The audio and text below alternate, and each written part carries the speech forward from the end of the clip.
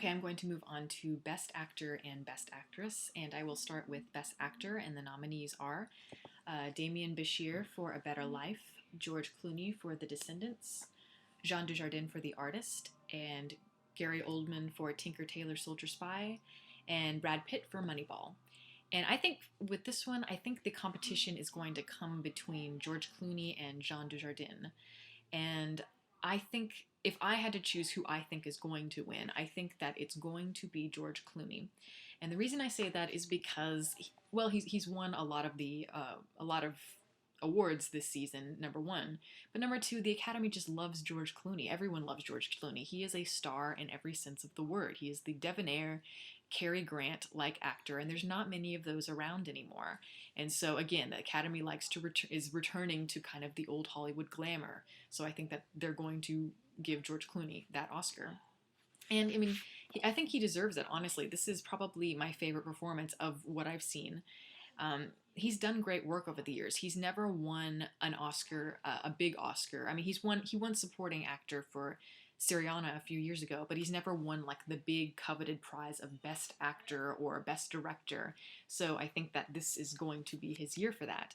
And really, I may have said this already, I can't remember if I'm repeating myself or not, but George Clooney, his performance in The Descendants is probably my favorite, mainly because I think it really shows real growth for him as an actor. He's doing something here that I really don't think that he's ever done before, and it's certainly something that's stretching him in terms of his versatility, which is always great to see. It's great to see an actor who's so known for playing these kind of casual, easy guys that everyone wants to be, every guy wants to emulate, do something out of his comfort zone. And with this performance, he really does have to show an arc of emotions, and he really does kind of have to play somebody with kind of a raw anguish and realism. And he's playing a guy who's just normal and average, and he does that really well. And I forget that he's George Clooney. And I also think it's great when guys who are getting older really own their age, and he certainly does that as well. I mean, he certainly is wrinkled, his hair is white, he's not, young anymore, and he really does pull it off. I mean, he really owns his age, and I think that's really admirable. I love it when people are able to show off their age with confidence. So yeah, George Clooney, great, love him in The Descendants. Jean Dujardin for The Artist. Another great performance. I think that he is one of the very few things I really liked about The Artist. He's entertaining, he's charming, certainly charismatic, does have that old Hollywood star-like quality, and he does remind me a lot of Douglas Fairbanks or somebody, one of those 1920s Hollywood stars. And he, again, just like George Clooney, does show a range of emotions. He can be comical and sweet, delightful one moment, but then he does kind of go to those really dark places, and the Academy does really like that. And he makes the transition really well. He carries the film wonderfully, even though he really doesn't say anything because the film is silent. Let's see. Damien Bashir, I know nothing about this performance or the film, but the Academy always likes to pick a dark horse to kind of give recognition to the smaller films, even though he has no chance. It's nice to see recognition for it. Gary Oldman for Tinker Tailor Soldier Spy. I have not seen this movie. I would really like to. From what I hear, Gary Oldman gives a great performance, but I mean, he always gives a great performance. He's one of those actors that has done lots of great work over the years as well, but he's never gotten recognized. This is his first nomination, which is, I think, appalling, to be honest. So, it's great to see that he's finally getting a nomination. He won't win, but it's cool, and I do look forward to seeing the performance eventually when it comes out. Brad Pitt in Moneyball. This is another performance that kind of represents the star, the guy who really carries the film. Brad Pitt, he's a veteran. He's been around for years, and he really does carry the film Moneyball wonderfully. What I love about Brad Pitt is that I know I know I said that he didn't carry much depth for me as an actor, and I thought he was a great physical actor, but I think that he's starting to kind of show that depth in his eyes, not just in his physical performance. And personally, though, if I were going to pick, I think he should have been nominated for Tree of Life. To me, that is the best performance of the year. I can't understand why the Academy didn't give him the nomination for that, because that is him at his best for sure. But whatever, Moneyball made more money, I guess, so they're going to pick that. But in the movie, he does remind me kind of Robert Redford. He's another guy who's kind of getting older, getting up in years, and he owns it as well. But those are the Best Actor nominees. George Clooney, I think, is going to win this one.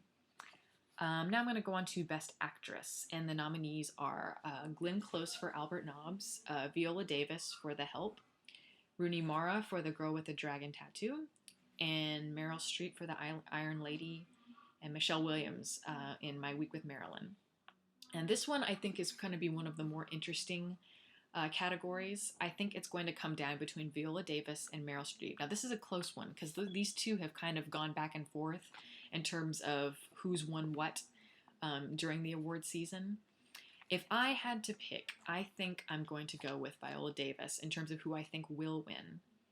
And the reason I say that, number one, is because Meryl Streep has been nominated, like 18 times? I can't keep track anymore. But she's won twice, and I think that they're going to give the Oscar to somebody new, somebody fresh who's never gotten an Academy Award before, because they've been doing that for so many years now. It just kind of seems like an old habit. And another reason is because The Iron Lady, although everyone says, I haven't seen the movie, but everyone says Meryl Streep is really great in the performance, but that the film itself is very weak. And if a film is really not very good, but the performance is really good, that can sometimes that will cause less of a chance. So I think that Meryl Streep, for that reason, I think that could be a weakness for her. But Viola Davis, I think that she's great in everything. She's an actress that I've admired a lot, particularly for her stage work. But in The Help, she's really great. I think what she has that is so special and something that really sets her apart are her eyes. When you look into her eyes, she says so much. They're just hauntingly dense, and her performances are so dense.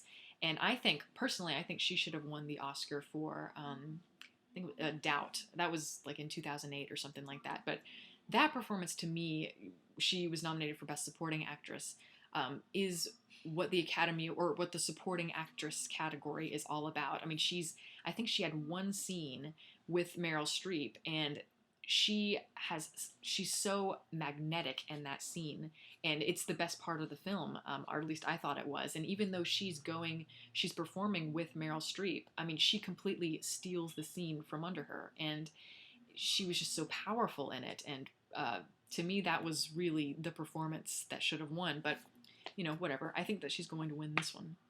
So I'll just go through the other nominees. Glenn Close for Albert Nobbs. I didn't see it, so I can't comment. She doesn't have a chance, I don't think. Michelle Williams. I love her, but I didn't see My Week with Marilyn. And Rooney Mara. Okay.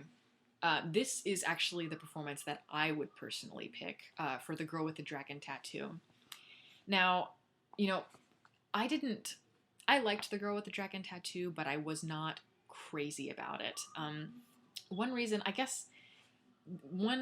is because I'm a bit crazy about Fincher. I think David Fincher is one of the best directors we have out there, and he has done such phenomenal work in terms of like The Social Network. That was such an incredible film, I thought, that I just found this film to be a bit of a letdown, and I didn't find it to be one of his stronger works. So maybe that might be one reason why I found it a bit disappointing. But also, I don't like the material very much. I have always found The Girl with the Dragon Tattoo just to be quite simplistic, and I just don't think that it handles its themes that it's trying to convey. It's trying to convey this idea of, how wrong corruption is and the rebellion against corruption. And I find it to be more exploitive than anything else. So I just don't like the material that much. But Rooney Mara, I think the one thing that keeps the material above water and keeps the movie above water is Rooney Mara, the character of Elizabeth Salander. To me, she is one of the most fascinating characters in modern movies today, modern pop culture, certainly. And I think Rooney Mara just is wonderful in this part. I mean, she's almost alien-like in her portrayal. And one thing that I really love about Elizabeth Salander is that she really represents everything that female heroines should be. You know, she certainly shows that females are certainly repressed in the world, but she's kind of rebelling against that with this wonderful kind of animalistic nature.